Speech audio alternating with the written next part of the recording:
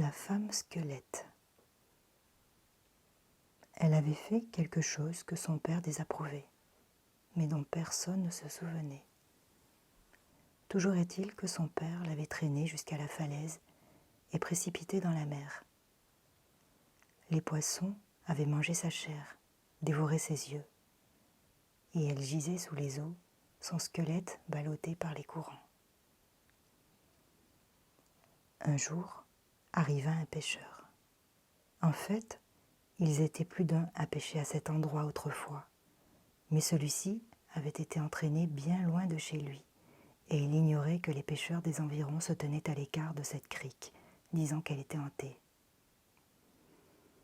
Or, voilà que l'hameçon du pêcheur vint à se prendre dans les eaux de la cage thoracique de la femme squelette. « Oh !» pensa le pêcheur, « je tiens là une grosse prise. » Il imaginait déjà le nombre de personnes que ce magnifique poisson allait nourrir, combien de temps il durerait, combien de temps il lui permettrait de ne plus retourner pêcher. Alors, tandis qu'il se bagarrait avec ce poids énorme, la mer se mit à bouillonner, secouant son kayak comme un fétu de paille, car celle qui était sous la surface se débattait pour essayer de se libérer. Et plus elle luttait, plus elle s'emmêlait dans la ligne. Elle avait beau faire, elle était inexorablement tirée vers le haut, accrochée par les côtes. Le chasseur s'était retourné pour rassembler son filet. Il ne vit donc pas son crâne chauve apparaître au-dessus des vagues. Il ne vit pas non plus les petites créatures coralliennes qui scintillaient dans ses orbites, ni les crustacés sur ses vieilles dents d'ivoire. Quand il se retourna avec son filet, le corps tout entier avait émergé et était suspendu à l'extrémité de son kayak par ses longues dents de devant. « Ah !» hurla l'homme. De terreur, son cœur fit un bond terrible et ses yeux allèrent se réfugier à l'arrière de sa tête, tandis que ses oreilles devenaient cramoisies. « Ah !» Il lui asséna un coup de pagaie et se mit à pagayer comme un fou vers le rivage.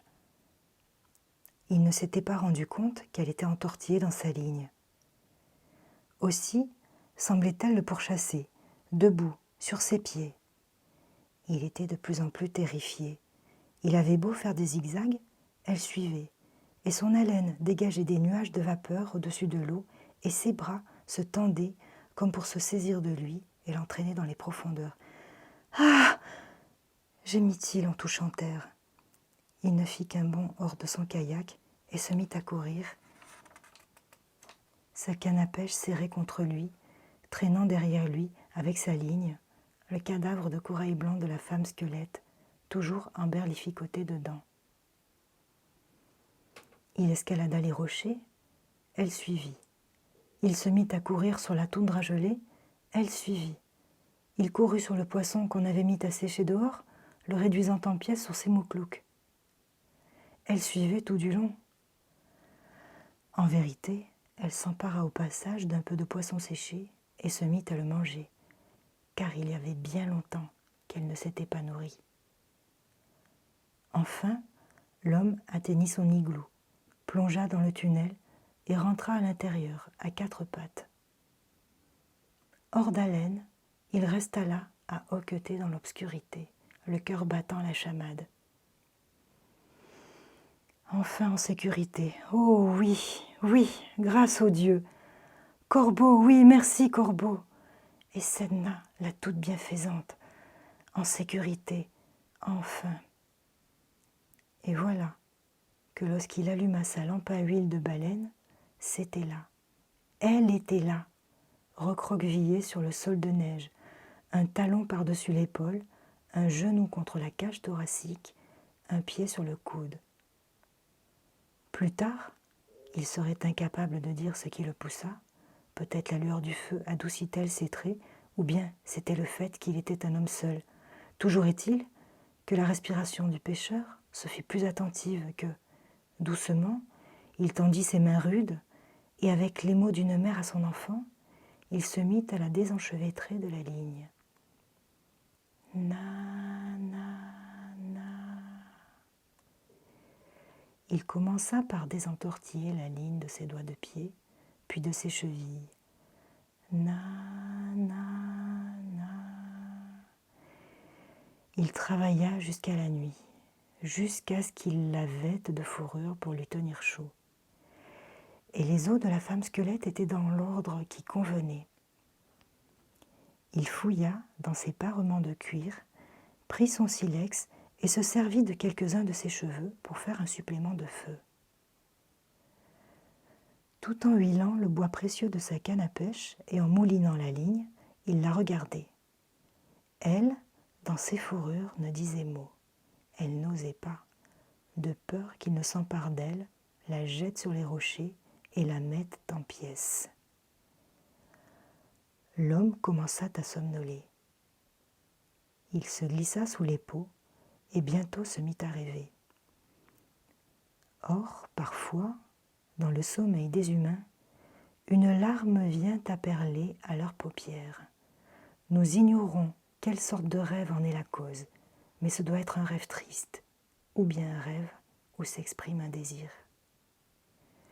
C'est ce qui se passa pour cet homme. La femme squelette vit la larme briller à la lueur du feu, et soudain, elle eut terriblement soif. Elle déplia ses os et se glissa vers l'homme endormi, puis posa sa bouche sur la larme. Cette unique larme fut une rivière à ses lèvres assoiffées. Elle but encore et encore, jusqu'à étancher la soif qui la brûlait depuis si longtemps.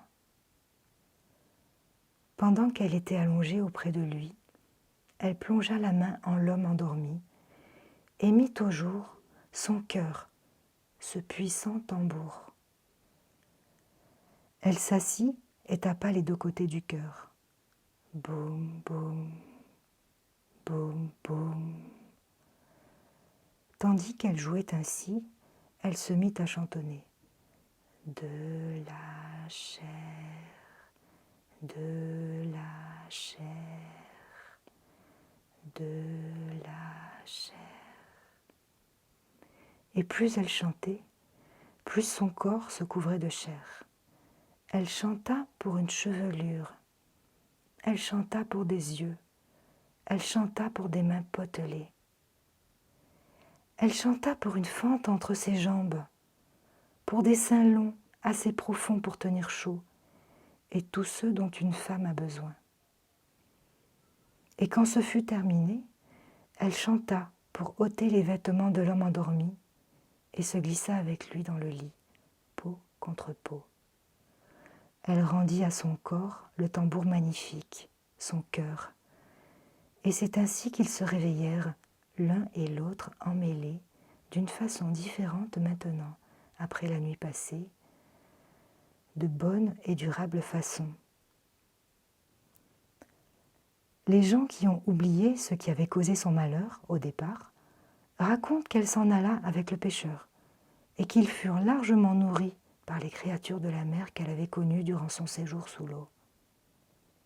Cette histoire, disent-ils, est vraie et ils n'ont rien à ajouter.